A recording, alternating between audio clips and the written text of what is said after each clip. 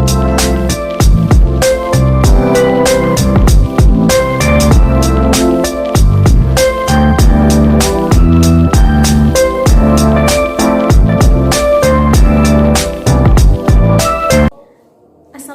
warahmatullahi wabarakatuh. Selamat pagi teman-teman semuanya. Pada pagi hari ini kita akan mempelajari materi sosiologi kelas 11, yaitu tentang integrasi sosial dan reintegrasi sosial. Untuk pembahasan yang pertama, kita akan membahas tentang reintegrasi sosial. Sebelumnya, teman-teman udah tahu belum apa sih reintegrasi sosial itu? Nah, jadi reintegrasi sosial ini merupakan proses sosial untuk menyatukan kembali pihak-pihak yang berkonflik untuk berdamai atau kembali bersatu seperti sebelum terjadinya konflik. Untuk pembahasan selanjutnya yaitu tentang integrasi sosial. Integrasi sosial ini merupakan penyesuaian unsur-unsur yang berbeda di dalam masyarakat sehingga menimbulkan suatu kesatuan. Untuk pembahasan selanjutnya yaitu tentang integrasi sosial. Integrasi sosial ini merupakan proses penyesuaian unsur-unsur yang berbeda di dalam masyarakat sehingga menjadi satu kesatuan. Nah, unsur-unsur yang berbeda di dalam masyarakat ini dapat berupa perbedaan kedudukan sosial, ras, agama, bahasa, sistem nilai, dan juga norma. Selanjutnya yaitu tentang syarat terjadinya integrasi sosial. Yang pertama, masyarakat merasa berhasil memenuhi kebutuhan-kebutuhan di antara mereka.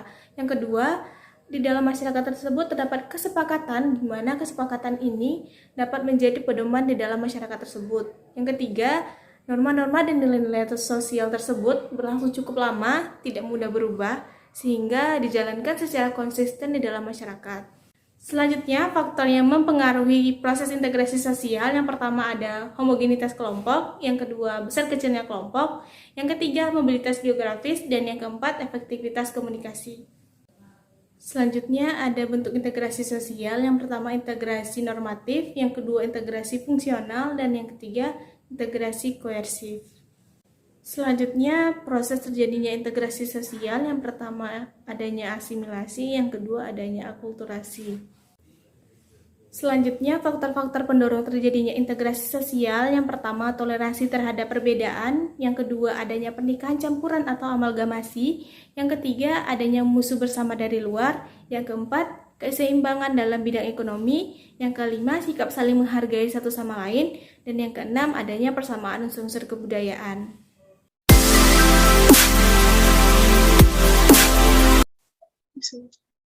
Assalamualaikum warahmatullahi wabarakatuh. Waalaikumsalam warahmatullahi wabarakatuh. Warahmatullahi wabarakatuh. Maka sebelum kita mulai praktek pembelajaran pada pagi hari ini, Ibu mau tanya dulu apakah teman-teman kabarnya baik semua? Baik. Alhamdulillah Baik, Bu. Anak-anak, Bu. Oke. Bagi teman-teman yang belum on cam, diharapkan on cam ya.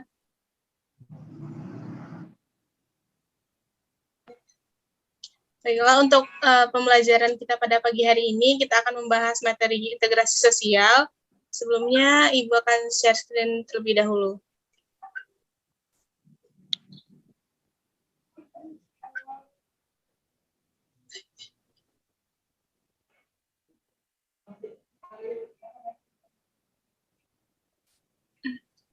Apakah sudah terlihat? Sudah, Bu. Oke. Jadi, pada kesempatan kali ini kita akan membahas materi integrasi dan reintegrasi sosial. Untuk materi yang pertama, ini ada prakata terlebih dahulu. Jadi, integrasi ini merupakan solidaritas yang tinggi dan identifikasi yang mutual. Selanjutnya, ini ada pengertian reintegrasi sosial. Jadi, reintegrasi sosial ini merupakan suatu proses sosial dalam menyatukan kembali pihak-pihak yang berkonflik untuk berdamai atau bersatu kembali seperti kondisi sebelum terjadinya konflik. Jadi, reintegrasi sosial ini merupakan proses di mana setelah seseorang terjadinya konflik atau berkonflik, maka pihak tersebut akan berdamai, dan yang berdamai itu disebut dengan reintegrasi sosial. Selanjutnya ada integrasi sosial, di mana integrasi sosial adalah proses penyesuaian unsur-unsur yang berbeda di dalam masyarakat sehingga menjadi satu kesatuan. Unsur-unsur yang berbeda di dalam masyarakat ini dapat meliputi perbedaan kedudukan sosial, ras, etnik, agama, bahasa, kebiasaan, dan juga sistem nilai, serta adanya norma.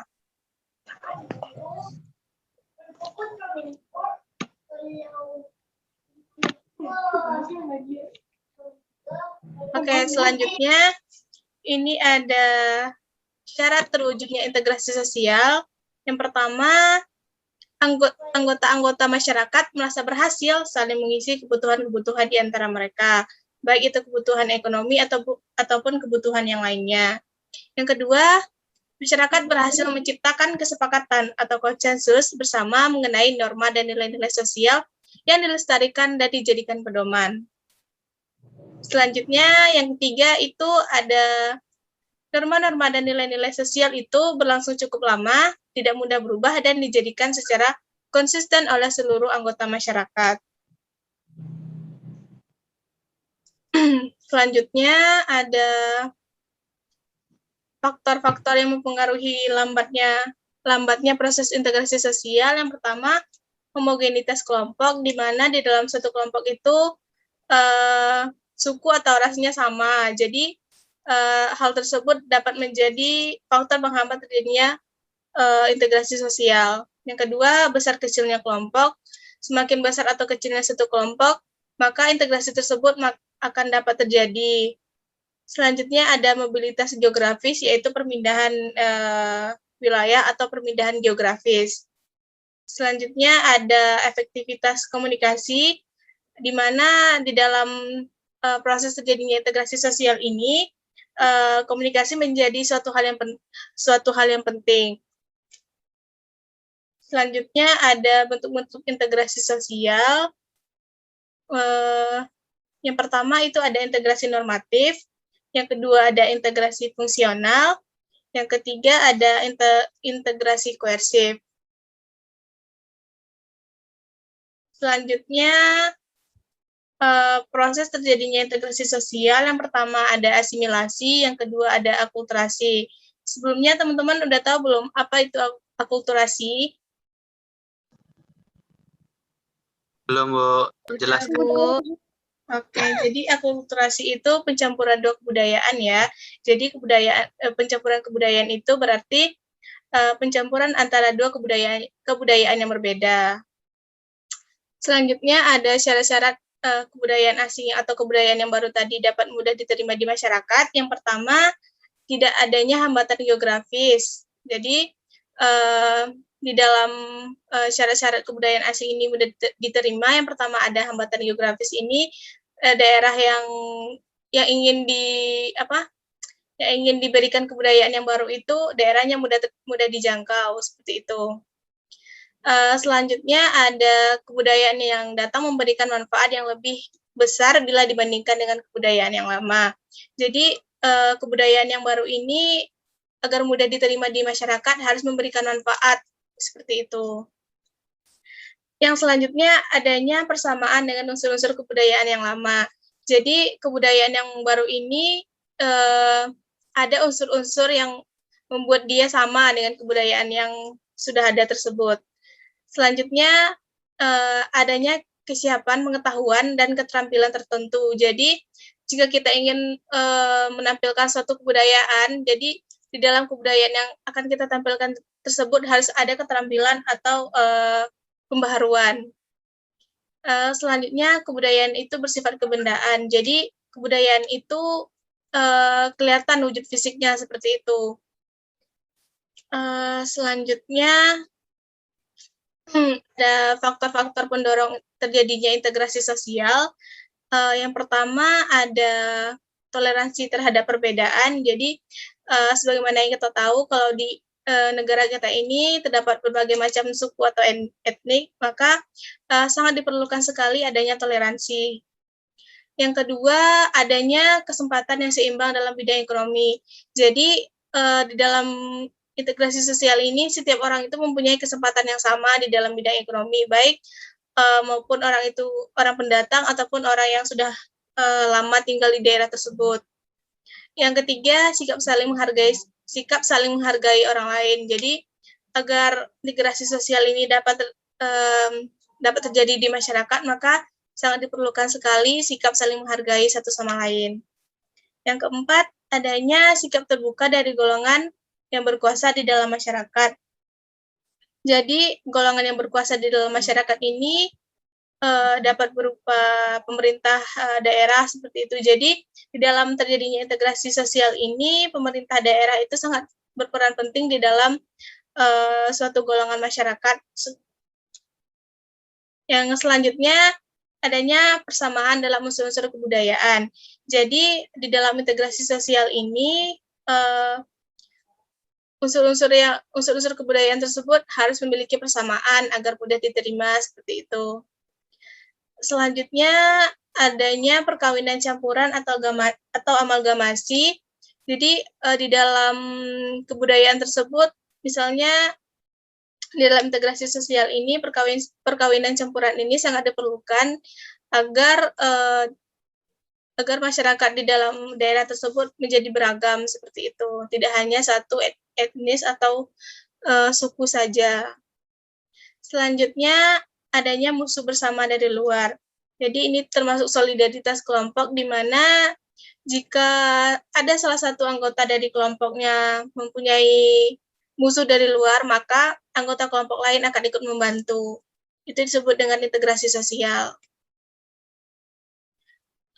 Selanjutnya itu ada reintegrasi sosial, di mana perubahan yang terjadi pada lembaga-lembaga kemasyarakatan dapat membuat pudarnya norma dan nilai-nilai dalam masyarakat.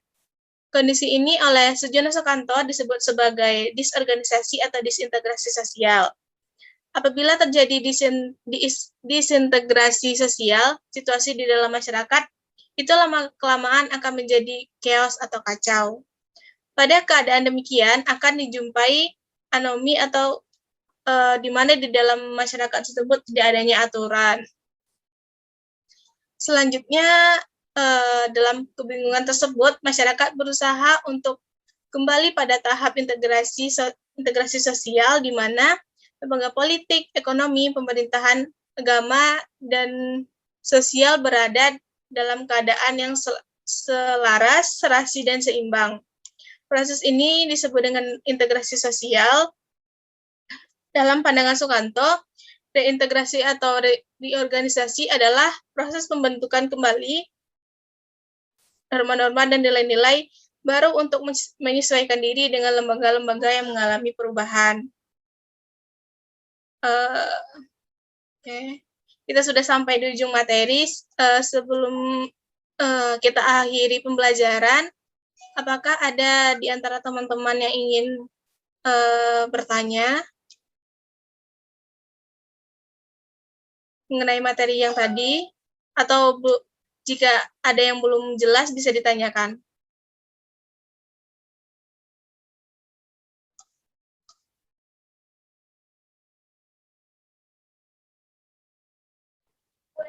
Saya mau bertanya, Bu. Ya, silakan. Coba jelaskan sekali lagi apa aja contoh dari integrasi sosial sama reintegrasi sosial ini dalam masyarakat, Bu. Makasih, Bu. Jadi integrasi ini kan sebentar, Ibu share screen terlebih dahulu ya.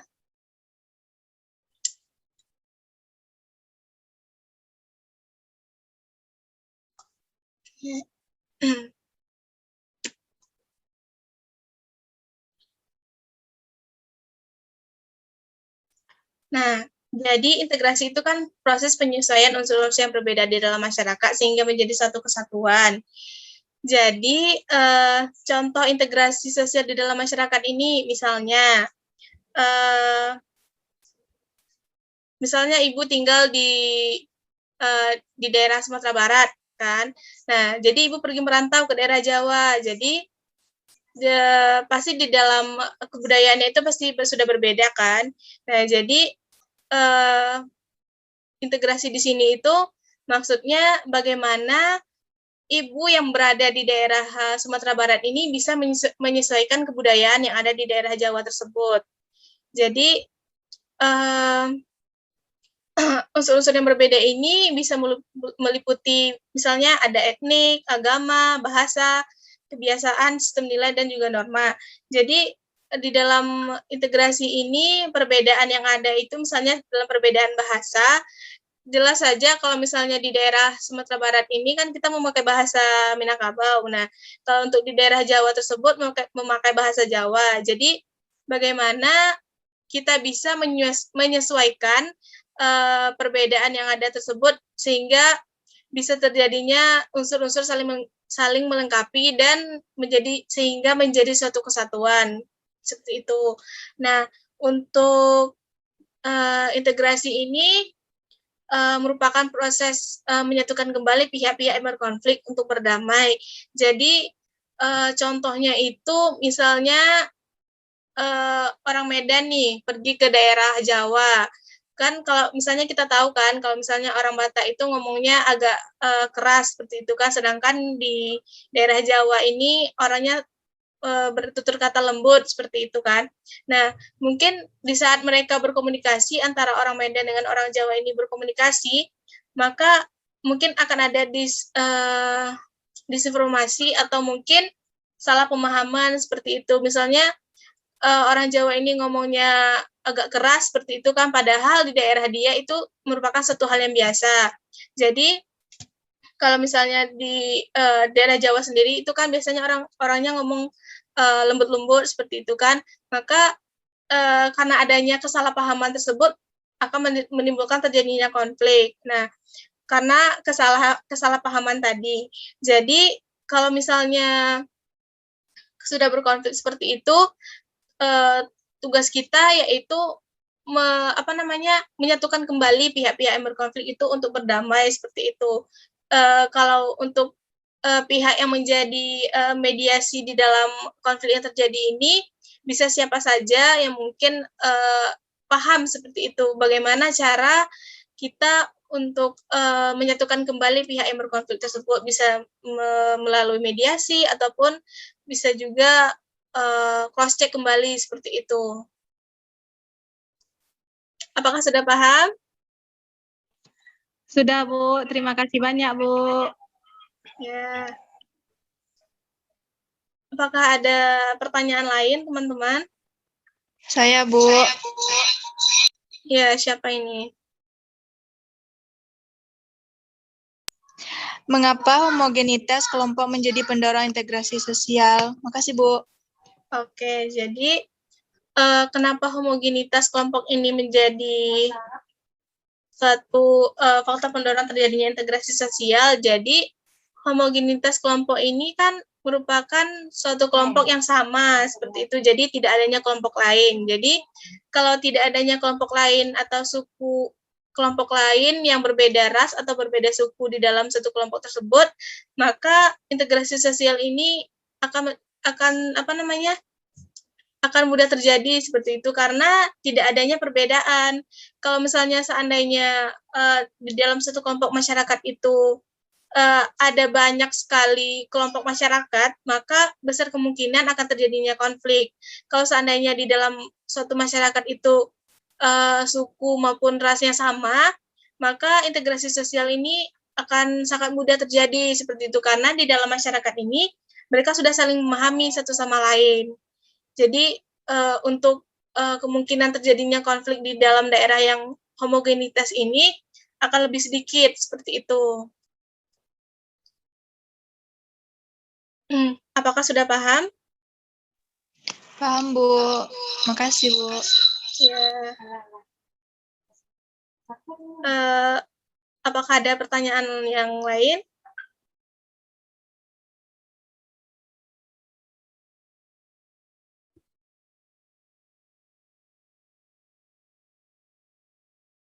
Apakah tidak ada pertanyaan lain, teman-teman?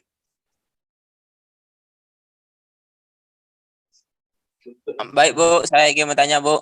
Iya, silakan. Assalamualaikum warahmatullahi wabarakatuh. Waalaikumsalam warahmatullahi wabarakatuh. Dalam masyarakat setempat itu kan sudah dijelaskan tadi ya, kalau misalnya integrasi itu merupakan proses penyesuaian unsur-unsur yang berbeda di dalam masyarakat. Nah, kalau misalnya di dalam satu masyarakat setempat itu suku atau rasnya sama, berasal dari kelompok yang sama, maka integrasi itu sudah terjadi seperti itu. Kalau misalnya di dalam masyarakat setempat itu terdapat banyak suku ataupun etnik atau segala macam yang berbeda, maka proses integrasi sosial ini akan sulit terjadi seperti itu karena adanya perbedaan seperti itu. Apa saja integrasi sosial pada masyarakat, khususnya di Indonesia lah. Oke teman-teman, kita lanjutkan ya. Tadi sebelum Zoom-nya berakhir tadi ada pertanyaan dari Haidir. Pertanyaannya, apa saja faktor penghambat terjadinya integrasi sosial? Nah, jadi untuk faktor penghambat terjadinya integrasi sosial itu sendiri, yang pertama adanya sikap individu atau kelompok yang masih tradisional. Jadi di dalam masyarakat tersebut kehidupannya itu masih tradisional. Jadi untuk terjadinya integrasi sosial itu akan terjadinya lambat. Yang kedua, adanya ikatan sosial atau ikatan yang rendah antara individu ataupun kelompok. Jadi di dalam masyarakat tersebut ikatan sosial ataupun hubungan komunikasinya dengan yang lain itu masih rendah. Jadi untuk terjadinya integrasi sosial tersebut perlu memerlukan suatu proses yang lama. Yang ketiga, adanya sikap curiga ataupun prasangka terhadap kelompok lain. Jadi di dalam masyarakat tersebut adanya sikap curiga ataupun rasa prasangka yang buruk terhadap kelompok lain. Misalnya di dalam masyarakat tersebut masyarakat yang multi etnis, jadi rasa curiga ataupun rasa prasangka buruk terhadap kelompok lain itu sangat mudah terjadi. Selanjutnya adanya sifat primordial ataupun sikap primordial ini yakni sikap merasa kebudayaannya lebih baik daripada kebudayaan lain. Jadi di dalam masyarakat itu kalau misalnya terdapat suatu kebudayaan yang berbeda, dia menganggap bahwa kebudayaannya yang paling hebat ataupun yang paling lebih wow daripada kebudayaan yang lain. Jadi dalam masyarakat multi etnik ini sikap primordial ini sangat tidak dianjurkan karena sikap primordial ini akan bisa menimbulkan terjadinya konflik. Nah, jadi dalam masyarakat itu walaupun kita misalnya berbeda-beda, kita itu tidak boleh merasa kebudayaan orang lain itu rendah karena setiap kebudayaan itu sama dan memiliki kedudukan yang sama pula. Seperti itu. Apakah ada pertanyaan lain?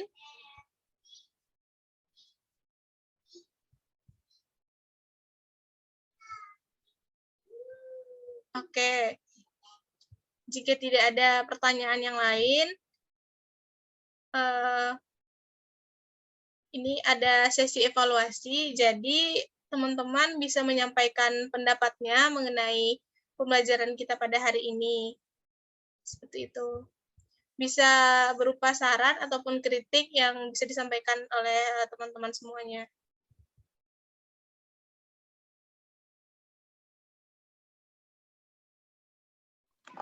Saya Bu. Ya, silakan. Baiklah, perkenalkan Bu, saya Airin. Jadi saya tadi sudah melihat presentasi Ibu. Jadi mungkin dari segi keseluruhan sudah baik ya, sudah penyampaiannya sudah bagus, sudah dapat dimengerti.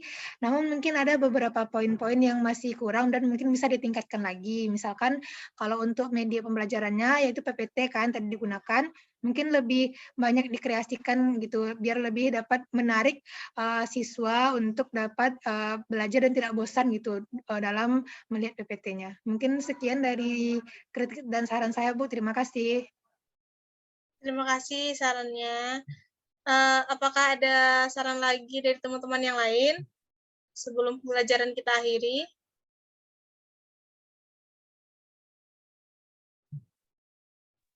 Tidak, Bu. Oke, jika tidak ada, Ibu akhiri pertemuan kita pada hari ini. Sebelumnya, terima kasih banyak pada teman-teman yang sudah bisa meluangkan waktunya untuk hadir di praktek media pembelajaran ini. Semoga kedepannya kita bisa bertemu lagi secara langsung seperti itu ya, tidak melalui virtual seperti ini, agar pembelajaran kita ini bisa berlangsung secara maksimal.